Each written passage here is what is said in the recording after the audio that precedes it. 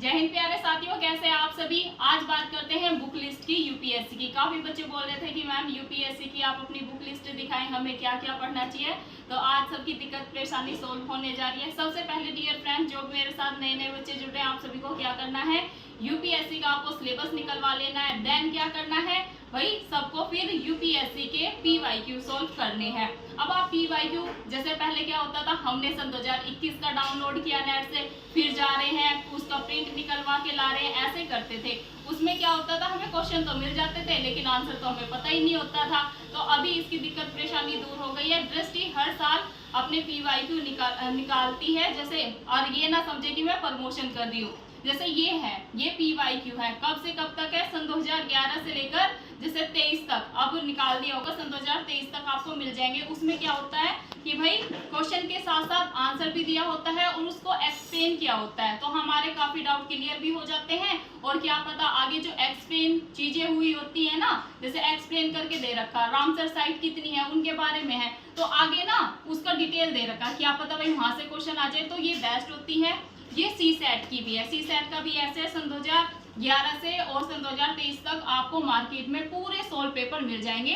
तो सी सेट का भी खरीद लेना है आपको, और आपको जीएस का भी खरीद लेना है। इससे आपको काफी मदद मिलेगी। आपको पता चलेगा कि भाई यूपीएससी की आखिरकार डिमांड क्या है। जब आपको ये पता होगा तभी तो आप आगे तैयारी करेंगे। अब आते हैं भाई बुक लिस्ट पे कि भाई हमें क्या क्या पढ़ना है यूपीएससी के लिए। बहुत बच्चों के क्वेश्चन थे कि मैम आप बुक लिस्ट बता दें, हम तैयारी कैसे करें, क्या एनसीईआरटी से स्टार्ट करें और क्या क्या पढ़े। तो डियर फ्रेंड्स, आप सभी को ध्यान में रखना है, सबसे पहले स्टार्टिंग आपको एनसीईआरटी से ही करनी है। एनसीईआरटी अगर आपका बेसिक क्लियर नहीं है तो एनसीईआरटी भाई पढ़नी ही पढ़नी है। जिनका बेसिक क्लियर है वो स्टैंडर्ड बुक पे आ सकते हैं डायरेक्ट, लेकिन सबसे पहले एनसीईआरटी। ये सारी एनसीईआरटी है 6 से 12 तक की। और कई बच्चों का क्वेश्चन होता है कि मैम क्या ओल्ड एनसीईआरटी पढ़े या न्यू। भाई जो आपके पास है ना वो पढ़ लेना, दोनों ही ठीक है। और इससे क्या होता है, बेसिक अंडरस्टैंडिंग मेंस में कैसे आंसर लिखे जाता है वो बहुत ही एकदम सरल भाषा में लिखी गई है, काफी इंटरेस्टिंग है। 2 से 3 बार चीजों को पढ़ेंगे तो सारी याद हो जाएंगी। 6 से 12 तक की सभी को एनसीईआरटी पढ़नी है, स्पेशली आपको हिस्ट्री की, ज्योग्राफी की, पॉलिटी की। तो ये सारी एनसीईआरटी है, आप सबको भी खरीद लेनी है और आज से ही तैयारी में एकदम जी जान लगा के जुट जाना है। अब आते हैं, तो सारी तो एकदम दिखा नहीं सकती, ये हिस्ट्री की है, ये पॉलिटी की है, तो 6 से 12 तक की एनसीईआरटी ले लें, ठीक है, क्लियर। देन आते हैं स्टैंडर्ड बुक पे। डियर, बात करते हैं इतिहास की। इतिहास में आप क्या पढ़े, प्राचीन भारत के इतिहास के लिए एलपी शर्मा की बुक बेस्ट है। इसकी लैंग्वेज बहुत ही अच्छी है, एकदम सरल भाषा में लिखी गई है। हिंदी मीडियम के लिए ये बेस्ट बुक है, आप खरीद सकते हैं। एलपी शर्मा की बुक है प्राचीन भारत के लिए, ठीक है। तो इससे आपकी सारी चीजें ऑलमोस्ट क्लियर हो जाएंगी। अब बात करते हैं कि भाई मध्यकाल के लिए क्या पढ़े। तो आप सभी को ध्यान में रखना है, मध्यकाल के लिए 2 बुक है मेरे पास। एक तो है सतीश चंद्र की, मध्यकाल के लिए कौन सी पढ़ेंगे, सतीश चंद्र की, ये काफी अच्छी बुक है, ये पढ़ सकते हैं आप। ये सल्तनत से मुगल काल तक है, 1526 से 1761 तक आप ये ले सकते हैं। इसकी भाषा काफी अच्छी है, आपको काफी हेल्प मिलेगी।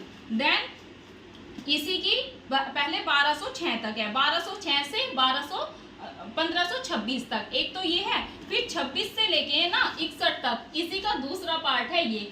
पहले आपको ये पढ़ना है, देन आपको ये पढ़ना है, सारी चीजें क्लियर हो जाएंगी। इसकी 2 बुक है, 2 पार्ट्स में है, तो ऑटोमेटिकली जब आप पढ़ेंगे तो सारी चीजें कनेक्ट कर रही हैं और आपको समझ में आना शुरू हो जाएगी, ठीक है, क्लियर है चीजें। अब आते हैं भाई आधुनिक भारत के इतिहास पे। ये बुक सभी के पास होगी, विपिन चंद्र की, काफी प्यारी बुक है और पढ़ने में काफी मजा आता है। 3 से 4 बार पढ़ेंगे सारी चीजें क्लियर हो जाएंगी। देखिए आपकी मैम ने क्या हाल कर रखा है बुक का, बहुत अच्छी बुक है और सारी चीजें एकदम सरल भाषा में लिखी गई है।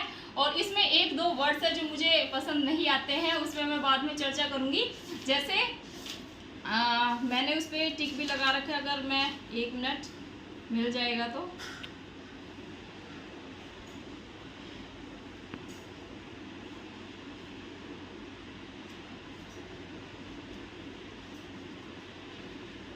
यस, इसमें ना जैसे क्रांतिकारी होते हैं ना, जैसे भगत सिंह है भाई, कौन थे, क्रांतिकारी थे, लेकिन इसमें इस बुक में उनके लिए यूज हुआ है आतंकवादी। तो ये शब्द मुझे काफी गलत लगता है, जिसमें कि मैंने ऐसे करके जहां पर भी मुझे आतंकवादी दिखा था मैंने कट कर रखा है, क्योंकि वो क्रांतिकारी थे ना कि आतंकवादी। चलिए ये एक अलग किस्सा है, किसी दिन और विस्तार से चर्चा करेंगे। ये तो हो गई भाई हमारी आधुनिक। और हाँ, आधुनिक भारत के लिए एक बुक और है, ये स्पेक्ट्रम की। ये भी काफी अच्छी बुक है, सारी चीजें डिटेल में है। तो या तो आप देखिए, अगर आपको ये बुक अच्छी लगती है तो आप ये पढ़ लें, अगर आप ये नहीं पढ़ते तो भाई स्पेक्ट्रम आपको पढ़नी ही पढ़नी है। अगर यूपीएससी के लिए आप स्पेक्ट्रम नहीं पढ़ेंगे तो सिलेक्शन होना काफी मुश्किल हो जाएगा। ये तो बात थी डियर फ्रेंड्स इतिहास की। हमने प्राचीन भी देख लिया, मध्यकालीन भी देख लिया और हमने आधुनिक भी देख लिया। अब आप पॉलिटी के लिए क्या पढ़े। एक बुक और है मध्यकालीन के लिए, अगर आप खरीद सकते हैं तो एलपी शर्मा की। इसकी लैंग्वेज काफ़ी अच्छी है, एकदम सरल भाषा में लिखी हुई है। या तो आप वो दोनों बुक खरीद ले या ये खरीद ले, ये खरीद ले। देखना आप वहाँ पर एक दो पेज पढ़ के कौन सी बुक सही लग रही है। तो दोनों ही अच्छी है, मुझे ये ज़्यादा अच्छी लगती है, बाकी आपके ऊपर डिपेंड करता है।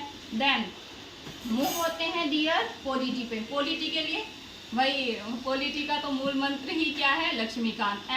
एम लक्ष्मीकांत पढ़नी है आपको, काफ़ी अच्छी बुक है और सारी चीज़ें इसमें दी गई हैं। पीटी कम मेंस, मतलब अगर आप पढ़ेंगे तो मेंस भी क्लियर हो जाएगा और पीटी के सारे क्वेश्चन यहीं से आते हैं, तो आप ये पढ़ सकते हैं। देन भारत का संविधान, जो ये बुक है बियर एक्ट, इसको आप पढ़ सकते हैं।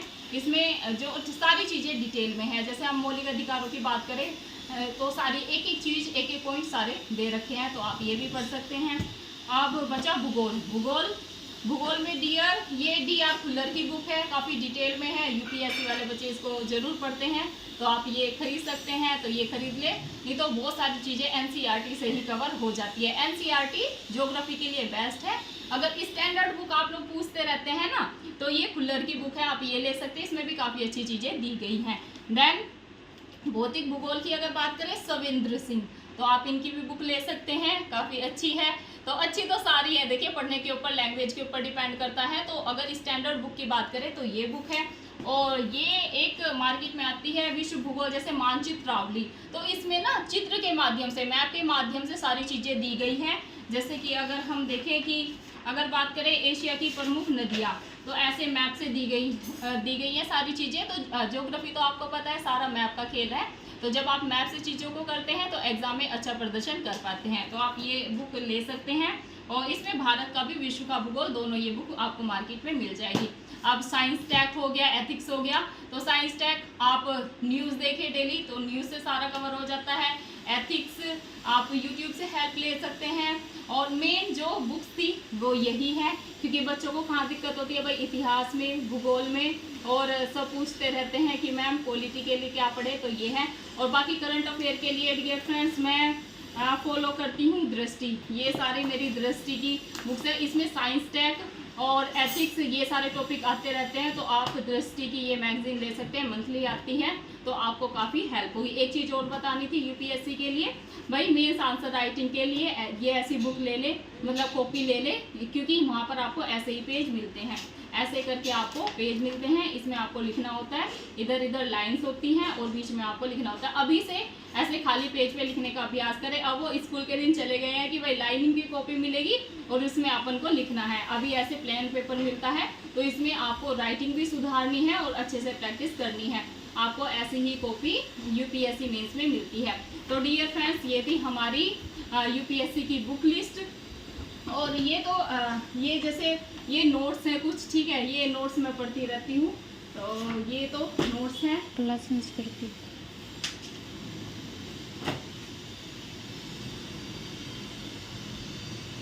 और ये ओम प्रकाश गाबा की बुक है, तो ये पॉलिटिकल साइंस के लिए, जैसे PSIR किसी का ऑप्शनल होता है तो ये उसके लिए है। तो बस यही है, ये तो कॉलेज की है और ये लूसेंट की है। कुछ बचा है क्या? एक मिनट रुकिएगा।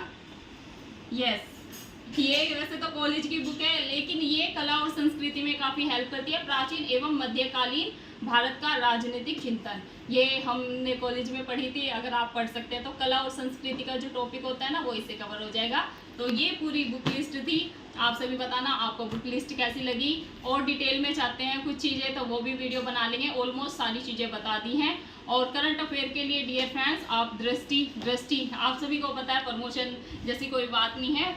हिंदी मीडियम के लिए कौन सा कोचिंग सेंटर बेस्ट है? दृष्टि। उसकी सारी चीज़ ऑथेंटिक होती है और काफ़ी हमारे लिए हिंदी मीडियम वालों के लिए हेल्पफुल होती है। धन्यवाद दोस्तों, ये थी आज की हमारा जो छोटा सा ब्लॉग है बुक लिस्ट पर। वो ब्लॉग अच्छा लगे, वीडियो अच्छी लगे तो सभी मेरे YouTube फैमिली लाइक शेयर और सब्सक्राइब कर देंगे। वीडियो को ज़्यादा से ज़्यादा प्यार करें और ज़्यादा से ज़्यादा शेयर करें, ताकि जिन बच्चों को UPSC की तैयारी कैसे करें, कौन सी बुक लिस्ट फॉलो करें, उन्हें नहीं पता है, उन्हें भी ये जानकारी हो कि भाई अपने को ये बुक पढ़नी है। नेक्स्ट वीडियो में मैं आपको उत्तर प्रदेश PCS के लिए क्या क्या पढ़ना चाहिए, क्या क्या बुक लिस्ट मैं फॉलो करती हूँ, वो उस पर चर्चा करेंगे। धन्यवाद, फिर मिलते हैं और किसी ब्लॉग में। शुक्रिया।